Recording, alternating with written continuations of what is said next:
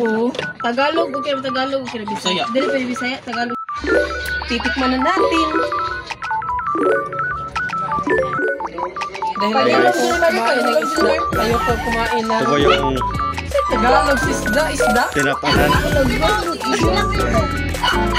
Ito po yung number 1 na famous. Ito po yung tinapanan. First bite. Ang tinapanan po sa Danao ay wala na pong rasakin, wala na pong dapat na i-improve. Para sa akin, masarap na po siya. Ito po yung pangalawa, atsal o atsara.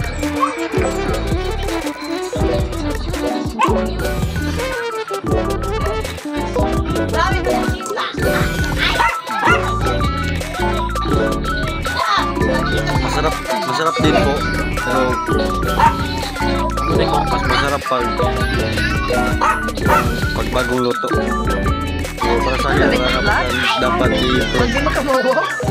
Masarap na po siya para sa akin. At dito po yung pangatlo, lechon manok.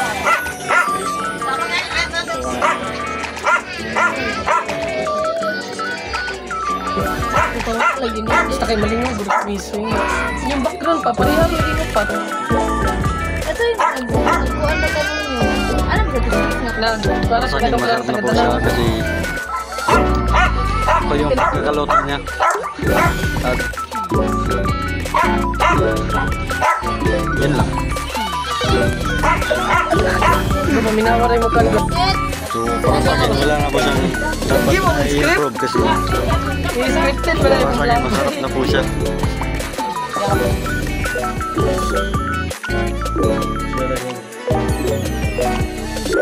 History of Danau.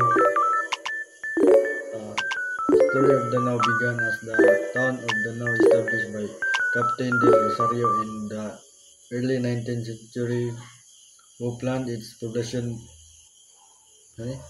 built the first church in 1847 and laid out the town street. It evolved into a component city of Cebu on June 7, 1961.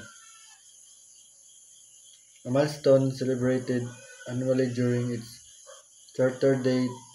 Today, Danau is known for its traditional craftsmanship in producing firearms, craft the local people have owned for generations. Early development. Captain del Rosario also oversaw the building of the Convento, the town street, and assisted the organizing the neighboring municipalities of Carmen, Catmon, and Bourbon.